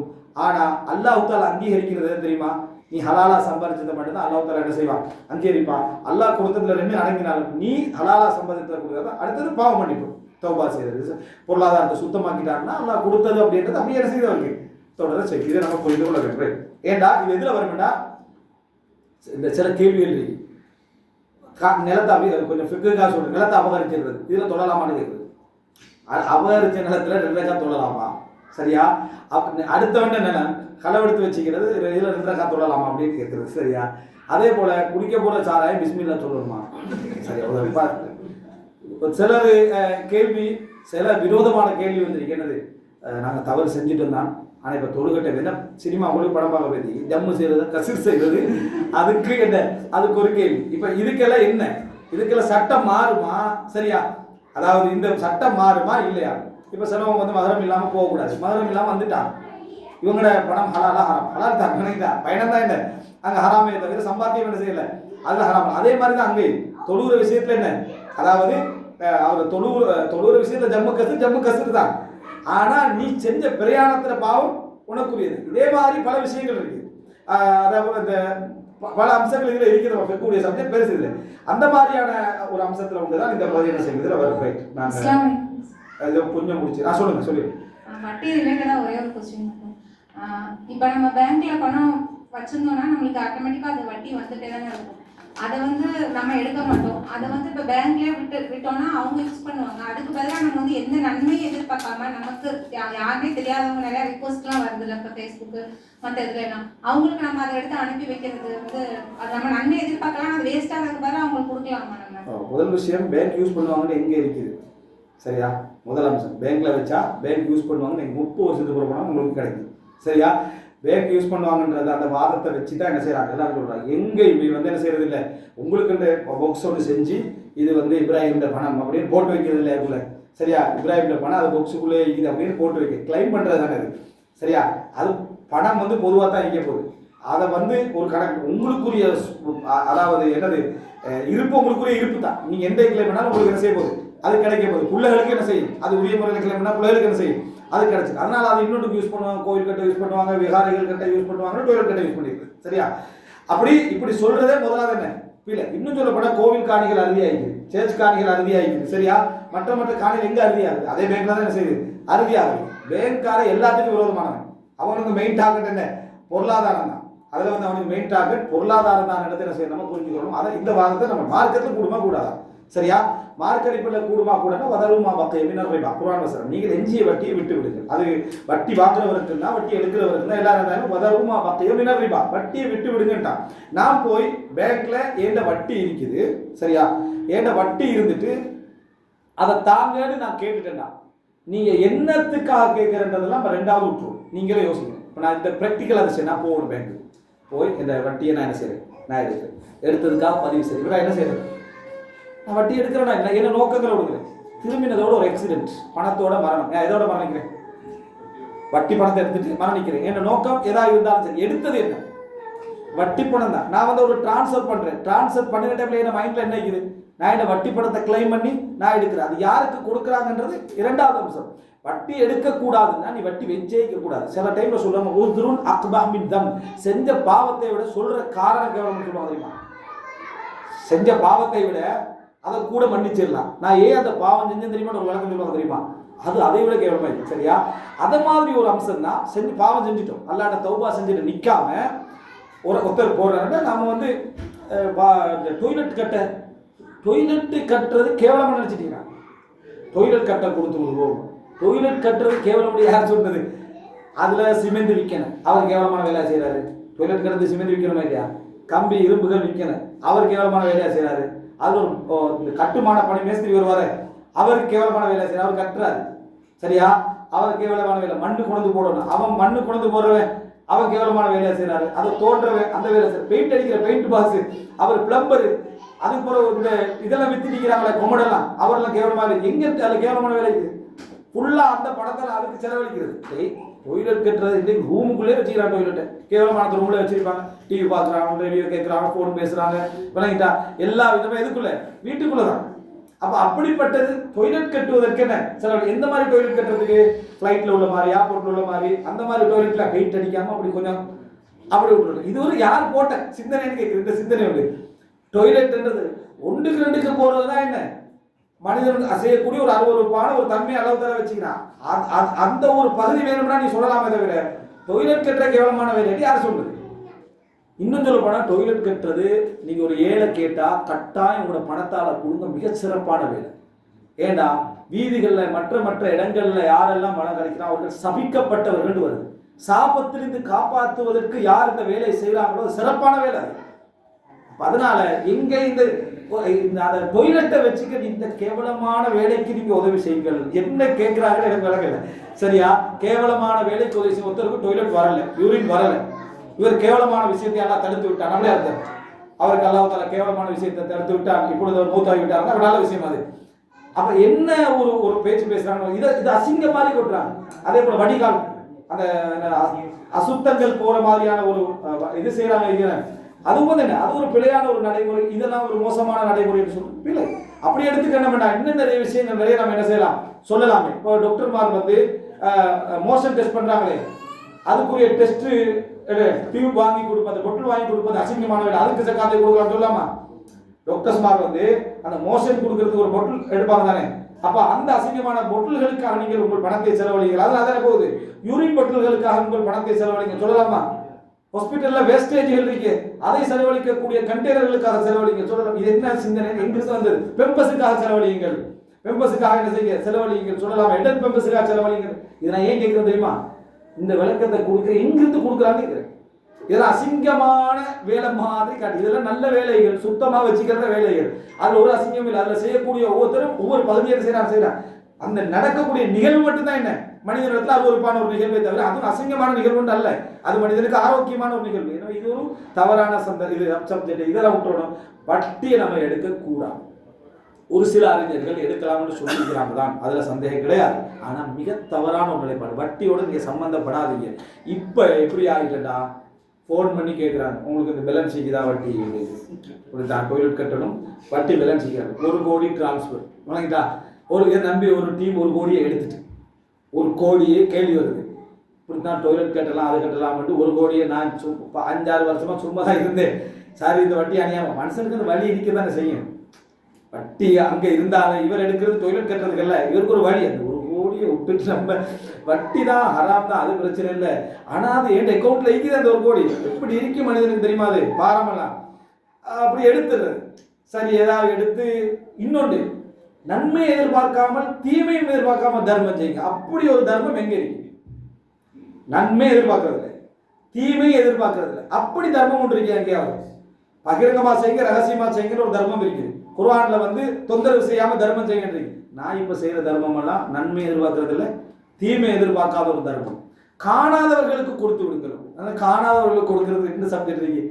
எங்கிருந்து இதெல்லாம் ஜாயின் பண்றோம் அப்படின்னு நான் கேட்க, ஏதாவது ஒரு சப்ஜெக்ட் இருக்குதான்னு கேட்டேன். இன்னும் சொல்ல போனா காணாதவருக்கு கொடுக்கறது உங்களுக்கு இஹ்லாஸை கூட்டும். தர்மத்துல தெரிஞ்சவங்களுக்கு கொடுத்தா கூட அவன் நன்றி வந்துடும், அவன் சந்தோஷப்படுவான், அவன் சிரிப்பான், அவன் சலாம் சொல்லுவான். அந்த அடிப்படையில் கொஞ்சம் நன்றி உலகத்துக்கு கொடுத்த மாதிரியா கொஞ்சம் வந்துடும். காணாதவங்களுக்கு கொடுத்தா அந்த மனுஷன் நல்லா வாழ்றான் அல்ஹம்துலில்லாஹ்னு அவனம் மீது ஒரு பெரிய ஒரு நன்மையை கபூலாகிற மாதிரியான ஒரு சிந்தனை வரும். இந்த விளக்கமெல்லாம் எங்கிருந்து வந்தது? இது எல்லாமே பிழையான ஒரு அம்சம். சரியா? வட்டி என்பது நம்ம எடுக்கக்கூடாது என்பது சட்டம். அதை அப்படியே விட்டுருங்க. நீங்க கிளைம் பண்ணும் வரைக்கும் அது உங்களோட தான் இருக்காது, உங்களோட தான். ஆனா நீங்க கிளைம் பண்ணி கேட்கும் வரைக்கும் அவன் வட்டி தாரண்டிக்கிறான். நான் வானான்ட்டத்தோடு நின்று இந்த வட்டியை தானு நான் கேட்கறதுக்கு வந்துருப்பேன். அந்த 1 கோடி எடுத்தாரு, அவரு கேட்டார். இனி நீங்க எடுத்துட்டீங்க. எனது பார்வையில் என்னடா, வட்டியை நீ கையில் எடுத்துட்டாச்சு. இனி நீ உனக்கு பயன்படுத்திக்கலாம நீ என்ன செஞ்சாலும் என்ன ஓகே தானே. நீ உனக்கு எடுத்ததுக்காக எடுத்துக்க கூடாது. அதனால உனக்கு பயன்படுத்தி கொள்ளாம நீ வேற என்ன செஞ்சாலும் நீ அந்த செக்ஷனுக்குள்ள வட்டி எடுத்த குற்றம் முடிஞ்சாச்சு. வட்டி எடுத்த அந்த குற்றம் செஞ்சாச்சு. அதுக்கு பின்னாடி இந்த பணத்தை கொண்டு போய் நீ தேவையுடனே கொடுத்தாலும் சரி, உன்னுடைய எப்படி என்ன வேணா நீ எடுத்தா திருப்பி ஒன்று செய்யலாம். அப்ப நீ அதை நிர்பந்தத்துக்குள்ள வந்துட்ட. இப்ப நீ செய்ய வேண்டியது என்னதோ அதை தான் நீ என்ன செய்யணும். ஒருத்தர் வட்டியிலே உழைச்சிக்கிறார், வீடு கட்டிக்கிறார், அதை என்ன செய்ய போகுது? இஸ்லாமிய அறிஞர் என்ன சொல்றாங்க? பிள்ளைகளுக்கு சொத்து போனா பிள்ளைகளுக்கு ஹராம் இல்லை. பிள்ளைகளுக்கு சொத்து போனா அந்த பிள்ளைகளுக்கு என்னது ஹராம் இல்லை. வாபஸ் செஞ்சதை திருப்பி கொடுக்கணுமா, அது கொடுக்கணும் அப்படி எதுவும் இல்லை. ஏன்னா அவன் சம்பாத்தியம் அப்படி இருந்துச்சு, அமைஞ்சிட்டு. ஒரு இப்போ பேங்க் மேனேஜர் மாதிரி இருக்கிறாங்க, வட்டிகளே வாழ்ந்தவங்க புற விலங்கி தௌபா செஞ்சு திருத்திப்பாங்க. அவங்க வீட்டெல்லாம் வைத்து போட்டு ஏழையா போகணும் இஸ்லாம் என்ன செய்யலை, சொல்லலை. அவர் ஒரு பொருளாதார முறையில் அகப்பட்டுட்டார். தௌபா செய்யணும், மீளணும். தன் மூலம் அநியாயம் இழைக்கப்பட்ட யாரா தெரிஞ்சா அவங்களுக்கு அதை என்ன செய்யணும், பரிகாரமாக அதை செஞ்சிடும். இவ்வளவுதான் அவர் என்ன செய்யணும், செய்ய வேண்டிய வேலை. எடுத்துட்டீங்கன்னா அதை நீங்க ஏதோ ஒரு நல்ல வழியில் என்ன செஞ்சிருக்க, பயன்படுத்துங்க. எடுக்காதீங்கன்றதான் என்ன முதல் சப்ஜெக்ட். எடுத்த பின்னால இந்த தத்துவம் எல்லாம் என்ன, அது பிழை என்பதை நம்ம புரிந்து கொள்ள வேண்டும். எடுக்கக்கூடாது, அவ்வளவுதான் சொல்றோம். அடுத்தது இந்த தங்கம் சம்பந்தமான சப்ஜெக்ட்ல 18 அந்த கேரட் 22 அடுத்தது என்ன 24 இப்படியெல்லாம் இருக்குதானே. இதுல தூய தங்கத்துக்கு மட்டும் தான் கணக்கு. கலப்பான தங்கத்துக்கு அல்ல. கலப்பான தங்கத்துக்கு அதில் இந்த அதாவது இந்த இந்த இது கலந்திருக்குமே, செம்பு கலந்திருக்குமே, அதெல்லாம தூய தங்கம் இருக்கிற அந்த தூய தங்கமாக இருக்கக்கூடிய அந்த அதனுடைய அளவு தான் நீங்க என்ன செய்யணும், எப்பயுமே சக்காத்த கணக்கு பார்க்கணும். அந்த இதை கணக்கில் நாங்கள் போடல, சரியா? அதுல ஒரு கணக்கு உங்களுக்கு தந்திருப்பாங்க, லேசா உங்களுக்கு எடுத்துடலாம். 18 இருந்தா என்ன, 22 இருந்தா என்ன, 24 இருந்தா என்னன்னு சொல்லி அதை லேசா எடுத்துடலாம். இந்த அதாவது இஸ்லாம் சொல்லக்கூடிய அந்த 85 கிராம் அப்படின்னு சொல்லப்படக்கூடிய அந்த கணக்கு எப்படி நீங்க புரிஞ்சுக்கணும்னா, தூய 85 கிராம், எந்த கலப்பும் இல்லாத 85 கிராம் என்ன செய்யணும், புரிந்து கொள்ள வேண்டும். எந்த கலப்புமே இல்லாத 85 கிராம் என்ன செய்யணும், நீங்க புரிந்து கொள்ளணும். அந்த 85 தான் இது. இதுல பல கருத்து முரண்பாடு இருக்கு, பல விதமான கருத்து முரண்பாடுகள் இதுல இருக்குது. 85 பின்பாஸ் 90 கிராம் இருந்தா தான் என்ன செய்யணும், ஜகாத்து கொடுக்கணும்னு சொன்னாரு. 87 88 எல்லாம் சொல்லிக்கிறார். அதுக்கு காரணம் அந்த மிஸ்கால் அளக்கிறது. ஹதீஸ்ல மிஸ்கால் தானே வருது, 20 மிஸ்கால்கள் வருது. அப்ப அது நம்ம 10 பவுன் சொல்லிட்டாலும் 10 பவுன் தானா அப்படி என்றது எதை வச்சு வரும், ரசூலுல்லாஹ்வோட காலத்துல பயன்படுத்தப்பட்ட தங்கத்துடைய அந்த அளவு இருக்குது, அதை வச்சுதான் அந்த ஜகாத்துடைய இது வரும். வெள்ளின்னு சொல்லிட்டோம்னா வெள்ளி நாணயம் எத்தனை கிராமுடைய வெள்ளி நாணயமாக இருந்தது ஒரு கருத்து முறைப்பாடு வரும். ஏன்னா அளவை நிறுவ 1400 வருடங்கள் நம்ம என்ன செய்யறோம், டிஃப்ரெண்ட்டாக இருந்துட்டு அதே போல தான் சாவா இருந்தாலும் சரி அந்த சாவான்னு சொன்னவன் அந்த 8.5 கிலோ 3 கிலோன்னு சொல்கிறோமே அந்த அதாக இருந்தாலும் எல்லாம் அதை கருத்து முறைப்பாடு பொதுவாக சொல்ல போகிற 75 கிராமில் நீங்கள் என்ன செய்யணும் கொடுக்கணும் தூய தங்கத்துக்கு மட்டும்தான் இது. இந்த தூய தங்கத்துக்கு அல்லாமல் இப்போ என்கிட்ட இன்னும் 18 கேரட்டாக இருக்கிறது அது எப்படி பார்க்கறது அப்படின்னு சொன்னால் நீங்கள் அதை என்ன செய்யலாம், நீங்கள் சாதாரணமாக அடித்தாலும் அந்த கணக்கு என்ன செய்யலாம் உங்களுக்கு பார்த்துக்கலாம். அந்த 24ஓட என்னது அதாவது வகுக்கிற மாதிரி அதை 24 வகுக்கிற மாதிரி அந்த கணக்கு வரும். அதை எடுத்து நீங்கள் போட்டீங்க இவ்வளோ கிராம் தான் நீங்கள் உங்களோட கணக்கு. அதாவது 18 பவுன் என்கிட்ட இருக்குது. இந்த 18 கேரட் உள்ள தங்கம் என்கிட்ட இருக்குது. இது என்கிட்ட எத்தனை பவுன் இருந்தால் கடமையாகும், இது என்கிட்ட எத்தனை பவுன் இருந்தால் அந்த தூய தங்கம் 85 கிராம் அதுக்குள்ள என்ன செய்யும் வரும். உங்களுக்கு என்கிட்ட தங்கம் இருக்குது, எனக்கு 128 கிராம் வந்தால் தான் இந்த 85 தூய தங்கம் என்ன செய்யும் அதுக்குள்ள இருக்கும் என்ற கணக்கை போடுறதுக்கு அதில் ஒரு பகுதி என்ன செய்யுது அதை நீங்கள் பார்த்து என்ன செய்யலாம் கொடுத்துக்கலாம். தூய தங்கத்துக்கு தான் சப்ஜெக்ட் இது. நீங்கள் 18 இருந்தாலும் 85 தான், என்ன 20 இருந்தாலும் 85 தான் என்பது அல்ல. தூய தங்கத்துக்கு தான் அந்த 85 கிராம் என்ன செய்யலாம் புரிந்து கொள்ள வேண்டும். அடுத்ததாக அந்த கன்க்ளூஷன் அப்போ தூய தங்கம் 22 கேரட் இருக்கு, அப்போ 84 விட கூட தான் இருக்கணும். அப்போ 90 95 ஈக்குவல் வரும். அப்போ கொடுக்குற நம்ம 2.5% கொடுக்குறதும் தூய தங்கத்துக்கு இப்போ நம்ம அதுக்கு தான் கொடுக்கணும். அப்போ ஃபார் எக்ஸாம்பிள் 100 கிராம் இருக்குது, 100 கிராம் 22 கேரட் இருக்குது, 22 கேரட். அப்போ 100 கிராமுக்கு நம்ம கொடுக்குறோம்னா 2.5 கிராம் கொடுக்கணும். 2.5 அப்போ நம்ம 22 தான் கொடுக்க போறோம்னா அப்போ 2.5 கூட கொடுக்கணும். அதான் விஷயம். அப்போ கொடுக்குறதும் அந்த 24 கேரட்டுக்கு இப்போ 100 கிராம் நம்ம சொல்லிட்டோம். இந்த 100 கிராமோட தூய தங்கத்துடைய கிராமா நம்ம பார்த்துக்கணும். ஆனால் பெரும்பாலும் பார்க்கறது இல்லை. இப்போ வந்து தங்கம் என்ற 100 கிராம் இருக்குன்னு சொல்றவங்க இதுல எவ்வளவு இது கலந்துக்குன்னு பார்க்கறது இல்லை. அதுல அந்த கலப்புலையும் இப்போ தங்கத்தை நிறுத்துறதுக்கான ஒரு கலப்பு இருக்குது. தங்கத்தில் வளைவை நிறுத்துறதுக்கான தூய தங்கத்தில் வளைவை நிறுத்துறதுக்கான ஒரு கலப்பு இருக்குது. அந்த கலப்பை சிலர் வந்து கைது முத்தவர் அது வந்து கணக்கில் என்ன செய்ய தேவையில்லை, நம்ம கொள்ள வேண்டிய அவசியம் ஒன்றும் இல்லைன்னா. அது அல்லாமல் எனக்கு இந்த இவ்வளோ அளவில் தங்கத்தில் இந்த 18 கேரட் இருந்தால் போதுமன்றது அது அதுக்கு மட்டுமில்லையே, தங்கத்திலே பெருமதியை குறைச்சி வாங்குறவங்களுக்கான தங்கம் அது சரியா. எனவே இந்த மாதிரி தங்கத்தில் அதை கணக்கு மிச்சம் கவனமாக என்ன செய்யணும் பார்க்க வேண்டியது.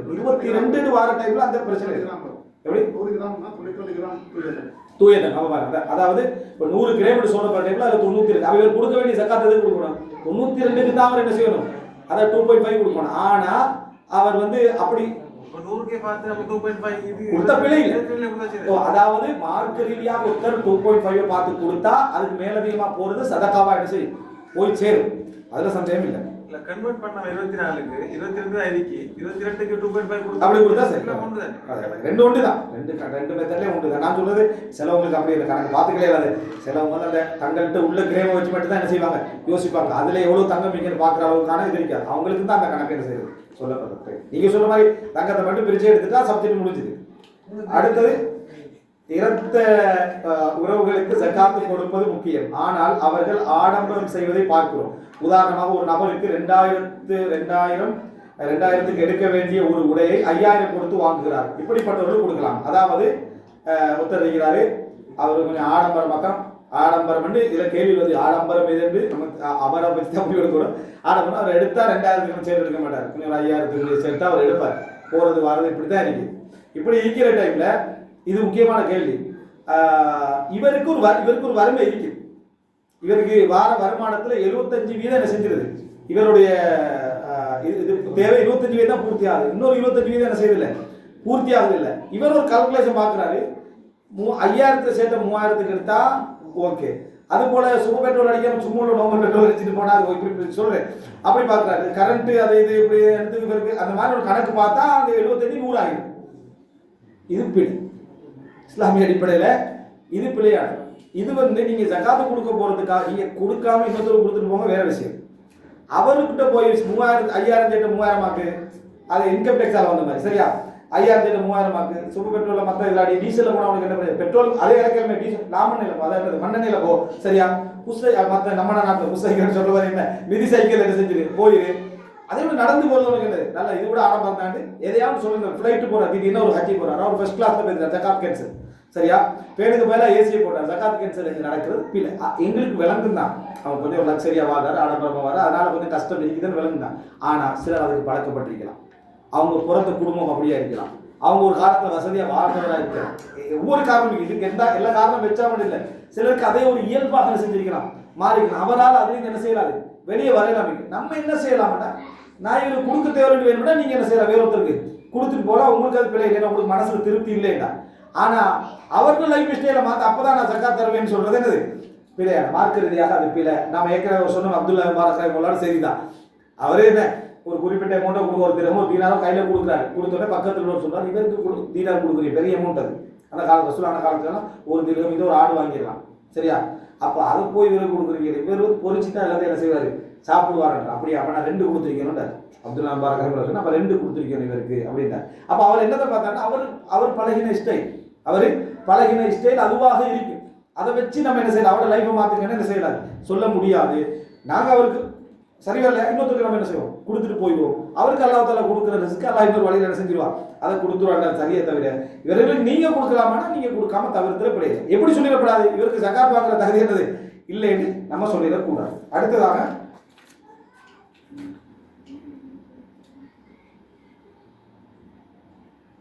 அதாவது என்னுடைய நகையை என் கையில கொடுத்தது இல்லை வாங்கினது எனக்கு தான் இதுக்கு நான் ஜகாத் கிளம்பேன்னு கேட்குறான். அதாவது அப்படி இருக்கிறார் சிலர் இது உனக்கு தான் அந்த நகைன்றது காட்டிட்டு எடுத்துறாங்க கபடுத்துறது இது ஒன்று நகை தான் இன்ஷா அல்லாஹ் அப்படின்னு கதவை மூடுகிறது. இந்த மாதிரி அதே போல பிள்ளைகள் இருக்கிறாங்க மகள்மாருக்கு என்ன செஞ்சிடுறது அதாவது ஜக்காத் வாங்கி நகைகள் வாங்கி வச்சுப்பாங்க திருமணத்துக்காக. அப்படி கேள்வி வரும் திருமணத்துக்காக நான் மகளுக்காக வாங்கி 2 மகள் இருக்கிறாங்க 3 மகள் இருக்கிறாங்க 3 மகளுக்கு ஜக்காத்தை ரெடி பண்ணிடுறது இந்த பொருளாதாரம் ரெடி பண்ணிடுறது அந்த கல்யாணத்துக்கு அணியறதுக்காக மனைவிக்கு நகை ரெடி பண்ணிடுறது சரியா. இதுக்கு ஜக்காத்து கடமையான்னு கேட்கிறாரு. இதுக்கு ஜக்காத்து கடமை. என்ன காரணம்டா அவங்களுக்கு நீங்க அவங்களுக்காகத்தான் உருவாக்கிக்கிறீங்க. அவங்க பருவத்தை அடைஞ்சிட்டாங்க தான். ஸோ அவங்களுக்கு தனியாக இயக்கக்கூடிய உரிமை உண்டு தான். விற்க விடுவீங்களா அவங்கள அவங்க விற்க விட மாட்டீங்க தானே அப்போ உரிமை இல்லைன்னு அர்த்தம். மில்கண்டா என்னன்னா முழு அதிகாரம் அவங்களுக்கு என்ன செய்யணும் இருக்கணும். அந்த அதிகாரம் நீ விற்கிறதுக்கு உனக்கு அதிகாரம் இல்லைன்னா அப்ப நீ அவங்களுக்கு கொடுக்க இல்லைன்னு அர்த்தம். சும்மா அல்மாரியை வந்து காட்டுற மாதிரியான சப்ஜெக்ட் அது சரியா. எனவே நீங்க அதுக்கு கட்டாயம் என்ன செய்யணும் ஜக்காத்து கொடுத்து தான் ஆக வேண்டும். இப்ப பெண்கள் சொல்றாங்கடா எனக்கா ஒரு நகை வாங்கி வச்சுக்கிறாரு ஆனா அது என்ன கைக்கு வரல இது எப்படி அது தெளிவா இருந்தா தான் அதுக்கு என்ன செய்யலாம் பதில் சொல்லலாம். இந்த டைம்ல இன்னொன்று சொல்லிக்கிறோம் பெண்கள் நகைக்கு கூட ஜக்காத்து கொடுக்குறாரு கணவன்மார் சரியா. கணவன்மார் தான் ஜக்காத்து கொடுக்குறது. அவரு எல்லாத்தையும் கொடுத்துருவாரு ஜக்காத்து அப்படின்னு சொல்றது அது ஒரு வகையில நியாயமும் தான். என்ன காரணம்னா 90% மனைவி வெட்டிக்கிற நகையை இவன்ட பார்வையில ஏண்டேன்னு தான் உணர்வுல இருக்கிறான். இன்றைக்கு தேவைப்படுது அன்றைக்கு என்ன நம்ம வித்துருவோட உணர்வுல இருக்கிறான். மனைவிக்கு அதை மறுக்கிற அதிகாரம் இல்லாத ஒரு நிலைமையில தான் இருக்கிறான். நிறைய பேர் ஒரு சேவிங் மாதிரி வாங்கி கொடுக்குறான். ஆனா சட்டப்படி நீங்க பெண்களுக்கு வாங்கி கொடுத்துட்டீங்கன்னா யாருக்கு சொந்தம் அவங்களுக்கு தானே சொந்தம். யார் ஜக்காத்து கொடுக்கணும் அவங்க தான் ஜக்காத்து கொடுக்கணும். அப்பதான் அதுக்கு நன்மை. நீங்க கொடுக்கலாம் அப்படி நீங்க கொடுக்கறத பொருட்படுத்த பிழை இல்லை. ஆனா அவங்களுக்கு அதை பார்த்தீங்கன்னா வழியோ அதை கஷ்டங்களோ அதை என்ன செய்யாது விளங்காது. ஒரு நன்மை நாடி செய்யக்கூட அவங்களுக்கு கொஞ்சம் செய்யணுமா இல்லையா. ஜைனப் ரலியல்லாஹு அன்ஹு அவருடைய கணவர் அப்துல்லா இப்னு மஸ்ஊத் அவங்களோட ஜக்காத் பணத்தை எனக்கு தாங்கன்றார். யாரு கணவன் சொல்றாரு எனக்கு தாங்கன்றார். ரசூலுல்லாஹ்கிட்ட கேட்டு போட்டு தான் நான் என்ன செய்வேன் தருவேன். இப்போ கணவன் மனைவியில ஜக்காத்தை யார் கொடுக்குறா மனைவி தான் என்ன செய்யறா கொடுக்குறா. அந்த ஒரு சப்ஜெக்டே இதுல இல்லை எந்த அளவுக்கு ஆயிடுச்சு. ஏன்னா நம்மளோட கலாச்சார வழிமுறை அப்படி பிரச்சனை வர்றது தலாக்ல தான். பிரச்சனை வருது தலாக்ல வந்தா தான் இந்த சொத்து பிரச்சனை வரும். அட்லீஸ்ட் நம்ம என்ன செய்யலாம்டா உன்னுடைய பணத்துக்கான ஜக்காத்தை நான் என்ன செய்ய போறேன் அதாவது நான் கொடுக்க போறேன். இதுல இன்னொன்னு என்ன மனைவிட பணத்துக்குரிய ஜக்காத்தை கணவன் கொடுக்குறாரு.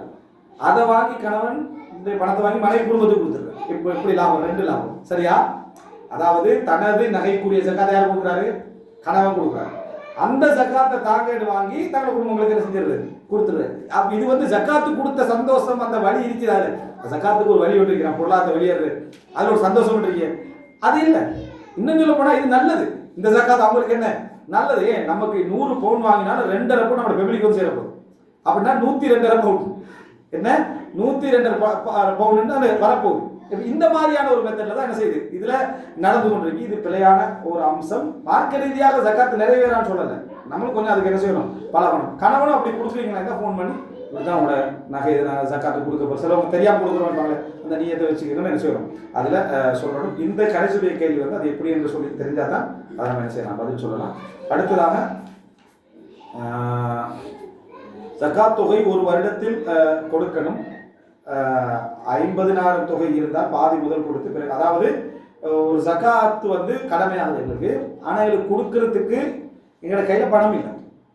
ஒரு விஷயத்துல தங்கத்துல ஜக்காத்து கடமையாகுது. அந்த தங்கத்தை வித்தாவது கட்டாயம் என்ன செய்யணும் ஒரு பகுதியை ஜக்காத்து கொடுத்தாங்க. ஆனால் அந்த தங்கத்தை வித்தா நஷ்டமடையணும் நினைக்கிறேன். அண்டையில அவங்க வாங்கினது 1 லட்சம் அண்டையை கொடுத்தா 80,000 தான் என்ன செய்ய போகுது கிடைக்க போகுது. இவர் அவசரத்துக்கு விற்கிறான்னு தெரிஞ்சு இன்னொரு 70,000 என்ன செஞ்சுருவாங்க சேதாரம் அப்படின்னு சொல்லி நஷ்டத்தில் போட்டுட்டு தான் என்ன செய்வான் எடுப்பான். இந்த மாதிரியான நிலைமை இருந்தால் அவங்க விற்கணுமான்னு விற்க வேண்டிய அவசியம் இல்லை. அவங்கள்ட்ட எவ்வளவு ஜக்காத் இருக்குதோ அதை கொடுத்துட்டு அடுத்ததை எப்போ கிடைக்குதோ உடனே என்ன செஞ்சிடும் அவங்க கொடுத்த விட திம்மத்தில் கடமை மௌத்தாகினாலும் என்ன அது கடமைண்டாகும். எல்லாத்தையும் வித்து போட்டு தான் ஜக்காத்து கொடுக்கணும்ன்றது இல்லை, அவங்க நஷ்டப்படுவாங்க. ஆனால் நஷ்டப்பட மாட்டாங்கன்னு இருந்தா இப்போ ஒரு 20 பவுன் இருக்குது, அது சேர்த்து ஒரு மாலையாக செஞ்சிருப்பாங்க உதாரணத்துக்கு. அதை விற்றா முழு மாலையை என்ன செய்யணும் விற்க ஒரு பகுதியாக விற்கல. அப்போ அதாவது அவங்களுக்கு நஷ்டத்தையும் என்ன செய்யும் கொண்டு வந்த டிசைன் என்ன செய்யும் இல்லாமல் போயிருமெண்டா அவங்க அப்படி செய்ய வேண்டிய அவசியம் இல்லை. அவங்களோட வேறொரு பணத்தால் கொடுக்க வேண்டிய அந்த பணமும் அவங்கள்ட்ட இப்போ இல்லை, எதையும் கொடுக்கறதுக்கு இல்லைன்னா என்றைக்கு கிடைக்குதோ அடுத்த செகண்டே என்ன செய்யணும் அவங்க என்றைக்கு கிடைக்குதோ வாய்ப்பு அந்த செகண்டே அவங்க என்ன செஞ்சு கொடுத்துரும். அது வரைக்கும் அவங்க டிலே பண்ணுறது அவங்க குற்றவாளியாக என்ன செய்ய மாட்டாங்க, அதில் வரமாட்டாங்க. அடுத்தது 10 வருடத்துக்கு முன் வாங்கிய இடத்துக்கு இதோட முடிச்சுருங்க. 10 வருடத்துக்கு முன் வாங்கிய இடத்திற்கு இதில் நிறைய கேள்வி வந்துருக்கு. அந்த கேள்விகளை கொஞ்சம் கண்டுபிடிக்கும். 10 வருடத்திற்கு முன் வாங்கிய இடத்திற்கு வருடம் ஜக்காத்து கொடுக்கிறோம், ஆனால் இடத்தின் மதிப்பை விட ஜக்காத் அதிகமாக கொடுத்திருக்கிறோம். இடத்தின் மதிப்பு ஏறவில்லை, நிலத்துக்கு ஜக்காத்து இல்லை. நிலத்துக்கு வந்து என்ன ஜக்காத்து இல்லை, சரியா? நீங்க வாங்கிக்கிற வீட்டுக்கு ஜக்காத்து இல்லை, வாகனத்துக்கு ஜக்காத்து இல்லை. இஸ்லாமிய அறிஞர்கள் யோகபித்து சொல்லக்கூடிய கருத்து எதுலேடா, அதாவது இந்த அல்லாஹ்வும் ரசூலும் சொல்லக்கூடிய விஷயங்களை மட்டும்தான் ஜக்காத் இருக்குன்னு சொன்ன அறிஞர்களுக்கு மத்தியில் 2 விதமான அறிஞர்கள் இருக்கிறார். ஹுத்மின் அம்வாலிஹிம் சதகா, அவருடைய சொத்துலேருந்து ஜக்காத் எடுன்னு சொன்னா எல்லாத்துலேருந்து என்ன செய்யணும், எந்த சொத்தாயினாலும் எல்லாத்துலேருந்து என்ன செய்யணும் ஜக்காத் எடுக்கணும்னு சொல்ற அறிஞர்கள் நினைக்கிறாங்க. அது மிக சொற்பமானவர்கள். மற்றபடி எல்லாருமே ரசூல் ஸல்லல்லாஹு அலைஹி ஜக்காத்தை சொல்லிக்கிறாங்க.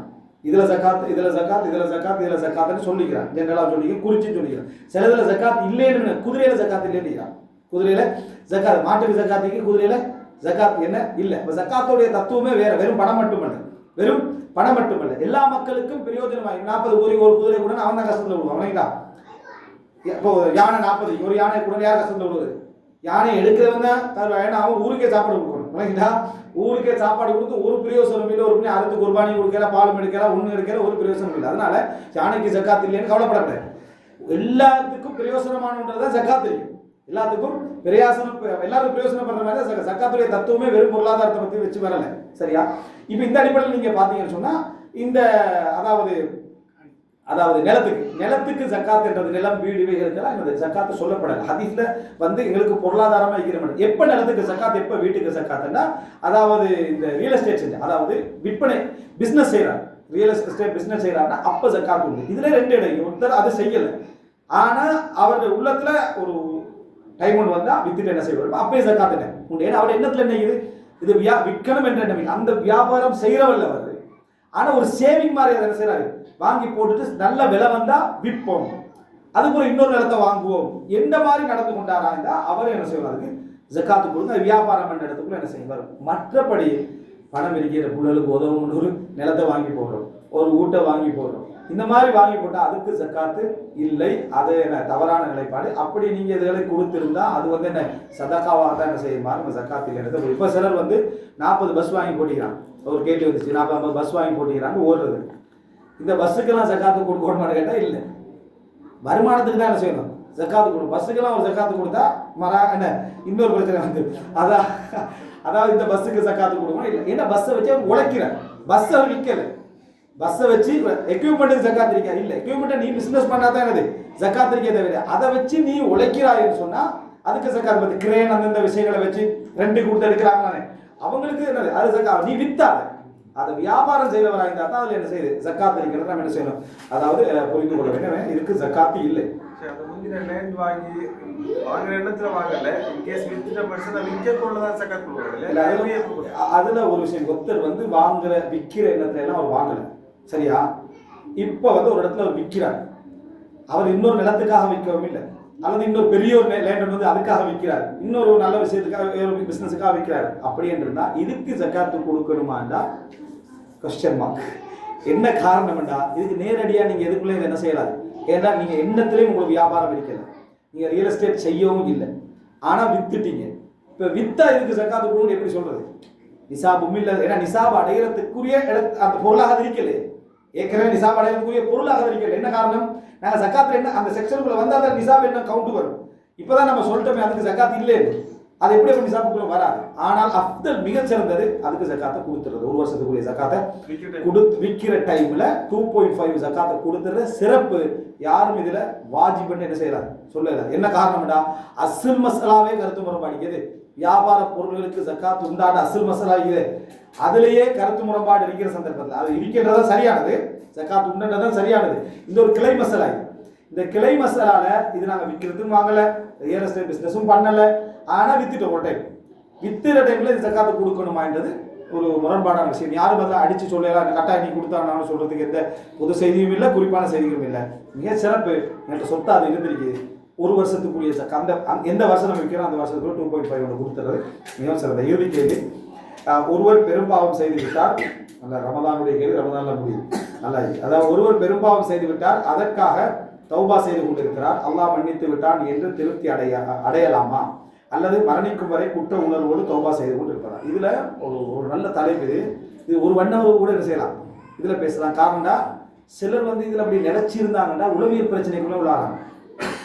இந்த குற்றத்தை நான் செஞ்சுட்டேனேன்னு அந்த மைண்ட்ல போட்டு கொஞ்சம் காலத்துல அவங்க அவங்களோட நடைமுறையை மாறி ஒரு வெட்க உணர்வோட நான் ஒரு குற்றவாளி என்ற உணர்வு மேலோங்கி போய் மன ரீதியாக பாதிக்கப்பட்டிருக்கும். இந்த செக்ஷனை தான் சொல்லுது.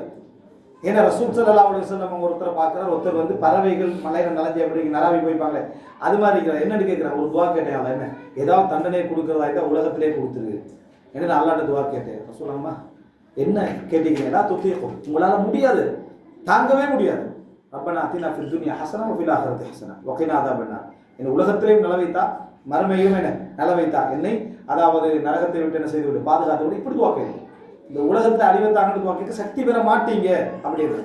அப்போ அடியான் கேட்கக்கூடிய துவாவை அல்லாஹ் தஆலா இரக்கமானவனாக இருந்தாலும் அவனோட துவாவை என்ன செய்யறான், வசனத்துக்கு கபூல் செய்யறான். கபூல் செஞ்சதால அவர் என்ன செய்யறார், அந்த கஷ்டத்தை அனுபவிச்சு நிற்கிறார். எனவே ரசூலாங்க மாறி துவா கேட்க சொல்றாங்க. எனவே ஒரு மனிதர் ஒரு குற்றம் செஞ்சிட்டாருன்னா அவருக்கு இருக்க வேண்டியது, நான் இப்படி ஒரு குற்றம் செஞ்சுட்டேன்ன்றது ரப்புடைய விஷயத்துல தான் இருக்கணும். மக்கள்கிட்ட அவமானப்பட்டுக்கிட்டு கூணிக்கிட்டு குறுகிக்கிட்டு பணிஞ்சுக்கிட்டு நான் அப்படி கேட்கலாம் அப்படின்னு இருக்கக்கூடாது.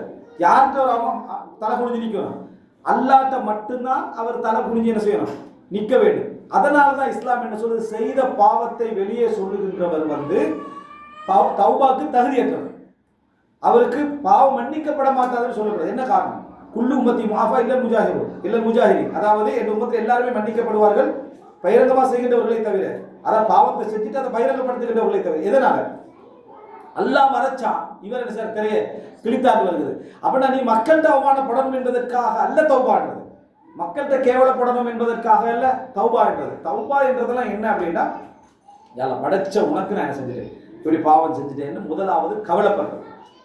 கவலைப்பட்டு அல்லாஹ்விடத்துல மன்றாடுறது. அல்லாஹ்விடத்துல மன்றாடி விட்டால் அல்லாஹ் தஆலா தௌபாவை கபூல் செய்வான்.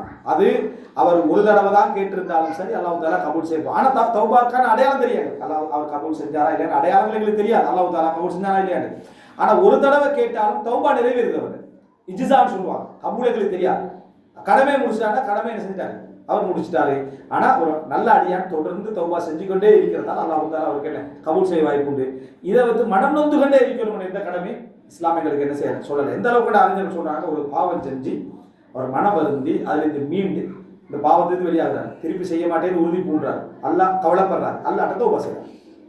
செஞ்சுட்டாருன்னா அடுத்த நாள் அந்த பாவத்தை செஞ்சாருன்னா அவர் புது பாவம் தான் செய்யறாரே தவிர தொடரேச்சே அந்த பாவம் செஞ்சவராக அவர் என்ன செய்ய மாட்டார், ஆக மாட்டார். அடுத்த நாள் அந்த பாவத்தை செஞ்சாருன்னு தொடரேச்சியா செஞ்சவராக ஆக மாட்டார். ஏன்னா அவர் தௌபா செஞ்சுட்டார், கவலைப்பட்டுட்டாரு, அல்லாஹ் அந்த பாவத்தில் திரும்பி மீற மாட்டேன்னு உறுதியும் போட்டுட்டார். ஆனால் மறுபடியும் அதை தவறுல என்ன செஞ்சுட்டாரு, விழுந்துட்டாருன்னா புது பாவத்துக்குள்ளதான் அவர் என்ன செய்யறாரு, போறாரு. எனவே இன்னொரு முறை அவர் என்ன செய்யணும், தௌபா செய்யணும் என்ற இடத்துக்கு வரார். எனவே மனம் வருந்துதல் என்பது அல்லாஹ்விடத்துல மனம் வருந்துதல். அந்த ஒரு தடவை நம்ம செஞ்சுட்டோம்னா அந்த தௌபா என்ன செஞ்சு இஜ்ஸா, அவர் செஞ்சது தௌபா செஞ்சு முடிச்சாருன்னு அர்த்தம். நல்ல அடியாருக்கு நம்ம என்ன செய்யணும், தொடர்ந்து அல்லாஹ் தஆலா கபூல் செஞ்சானோ இல்லையோ ஒரு கவலை இருக்கணும், ஒரு சின்ன வேதனை இருக்கணும், தொடர்ந்து அல்லாஹ்விடம் பாவம் மன்னிப்பு கேட்டுக்கிட்டே இருக்கணும். இதுதான் எங்களுக்குரிய வழி. ஹாதா மா இந்தி வல் இல்மு இன்தல்லாஹ் வ அகூலு கௌலி ஹாதா வ அஸ்தக்ஃபிருல்லாஹ்.